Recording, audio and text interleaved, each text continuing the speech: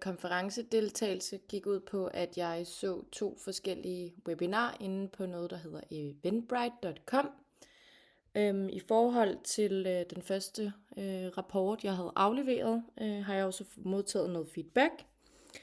Og i forhold til det gode, jeg havde lavet, så fik jeg noget feedback på, at der var god forståelse for konferencedeltagelsen. Det var en god rapport, jeg havde afleveret. Den var klar og struktureret. Der var også en fin balance imellem beskrivelse af indhold og refleksion, som gjorde det nemt at forstå webinarerne. Jeg demonstrerede også stor viden inden for området, og der var en god forklaring af marketingselementer, og jeg havde et godt sprogbrug med en masse overskrifter over afsnittene. Der var så også noget konstruktiv feedback, og jeg havde noget mangel af refleksion og kritisk tænkning, og så havde jeg også noget mangel på dialog med andre deltagere. Derudover så lød min konstruktiv feedback også på, at jeg manglede at sætte det i relation til pensum. Jeg manglede noget refleksion over konferencen, og så den her dialog med andre deltagere. Jeg manglede nogle personlige refleksioner, og så manglede jeg også struktureringsmæssigt noget indledning og noget konklusion.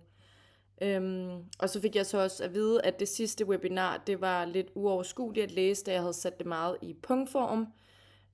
Så det ville måske gøre det mere let læseligt, hvis jeg havde skrevet det ud i en mere sådan flydende tekst. Så det har jeg så valgt at omskrive nu her, så den er lidt nemmere at læse. Men det første webinar, jeg så, det var som sagt Shopify SEO Challenges. Og det var inddelt i 3 emner. Det første emne var, hvad er den vigtigste SEO-strategi i e-commerce? Og det handler om at kigge på den generelle søgefunktion af ens titel, beskrivelse, separat side og URL, samt relevant indhold på ens website. Webmasteren, WebMeridan's vigtigste pointe i det her afsnit, det er søgeordenes specifikation. Det her med, at man skal være opmærksom på forbrugerne, hvad de søger på nettet. Sådan så søgeordet rammer netop dine produkter og skaber trafik ind til dit website. Hvilket også er relevant i forhold til vores nuværende eksamen i digital forretningsforståelse og e-handelsteknologier. Det her med at varetage en søgeordsanalyse ud fra vores benchmark-analyse, og derved tænke over, hvilken SEO-strategi, søgeordsfunktioner og organisk søgning, man vil inddrage ud fra en søgeordsanalyse. Næste punkt, det var, hvordan kan du konkurrere med Amazon, eBay og Google Search? Og der fortæller ham her, WebMeridan, at en god SEO-strategi handler om at inddele sin søgeordsstruktur i en multilevel-struktur, hvor man ligesom inddeler sine kategorier i underkategorier. Man skal dog være opmærksom på, at når man arbejder i Shopify, så tilbyder det CMS-system på nuværende tidspunkt ikke en færdiglavet multilevel-struktur. Man skal derfor huske at stille sig kritisk over valget af Shopify, hvis man ønsker at konkurrere med så store virksomheder på markedet, såsom Amazon og eBay.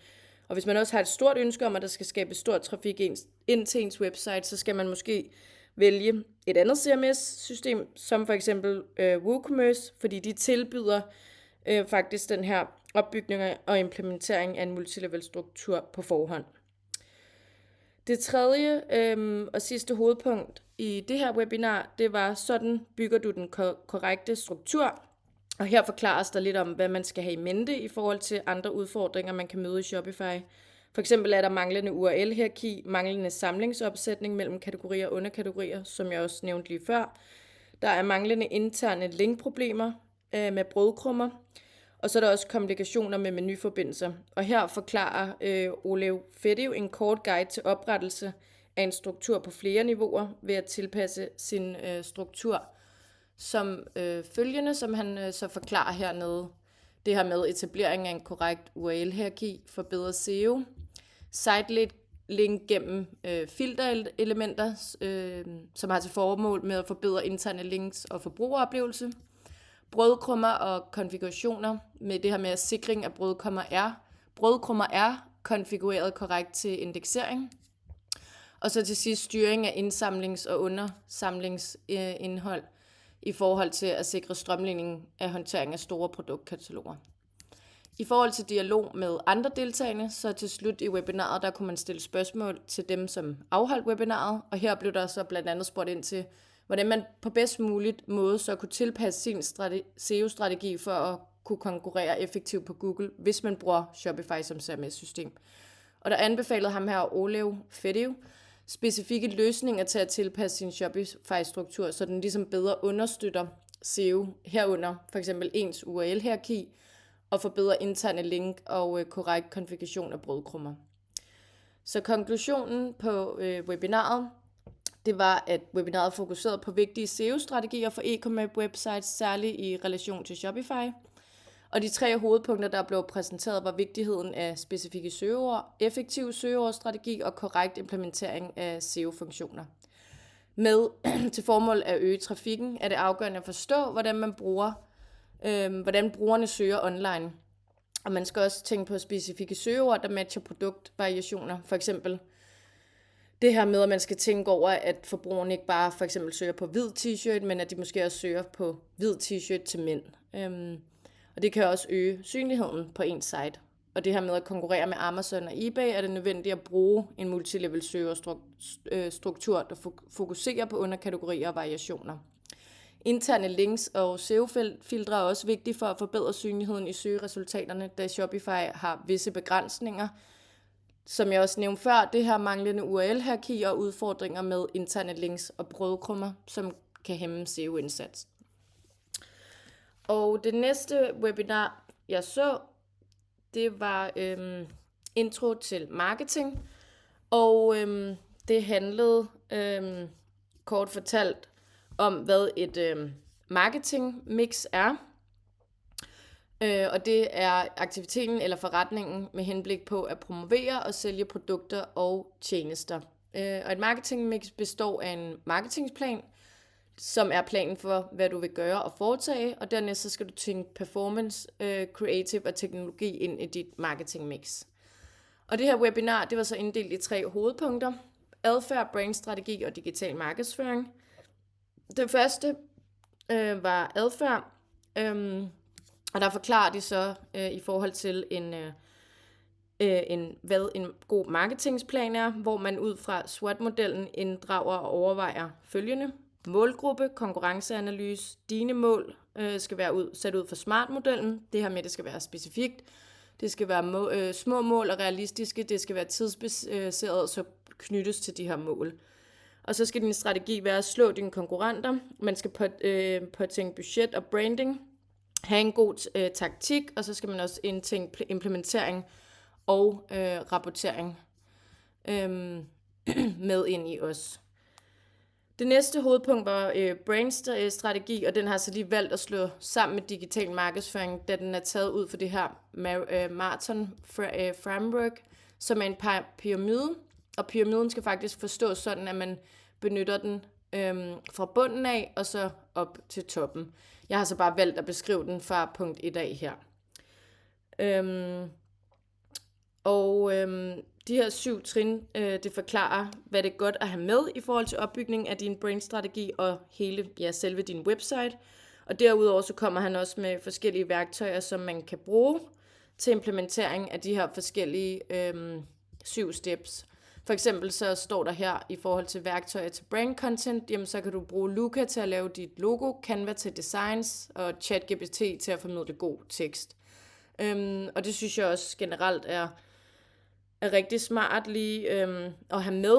Og jeg synes også generelt, altså alle de her 3 hovedfokuspunkter med det her marketing mix og Marathon Framework, at det er rimelig relevant i forhold til pensum, også i forhold til at tænke ind i vores forretningsplan, vi skal lave nu her til vores første eksterne eksamen.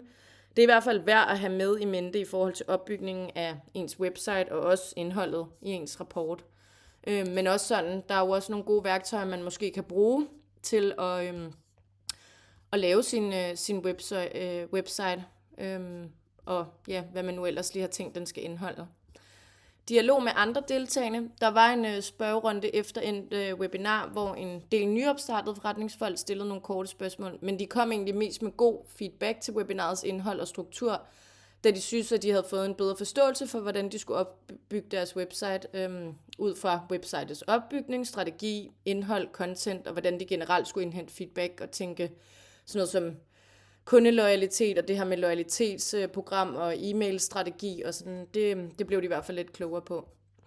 Og i forhold til konklusion, webinaret Intro til Marketing af Sami Monister, han fokuserede på de her centrale elementer i en effektiv marketingstrategi, herunder adfærd, brandstrategi og digital markedsføring. Ud fra adfærd bør en god marketingsplan baseres på SMART-modellen og tage højde for målgruppens behov, konkurrenceanalyse og realistiske tidsbestemte mål.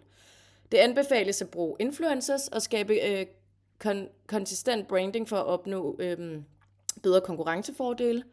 I forhold til brandstrategi præsenterede Sami det her Martin Framework, der omfatter trin fra brandindhold og bevidsthed, såsom sociale medier og annoncering, og til det her engagement, e-mail marketing, konvertering med websites og CMS, og feedback, analyse, og så det her loyalitetsprogram, eller loyalitetsprogrammer, der det kan være mange. Derudover så blev flere digitale værktøjer som Canva, ChatGPT, Mailchimp og Google Analytics præsenteret som essentiel i opbygning af en effektiv marketingindsats. Og ud for digital markedsføring var fokus på at bygge relationer med kunder gennem e-mail og sms-marketing, samt brugen af værktøjer som chatbots og events til at engagere og konvertere leads. I forhold til feedback og analyse via Google Analytics, og kundeundersøgelser er også vigtigt for at optimere og tilpasse marketingstrategien. Samlet set så understregede webinaret vigtigheden af en velplanlagt marketingmix, der kombinerer den her strategi, teknologi og performance for at skabe succesfuld digital markedsføring.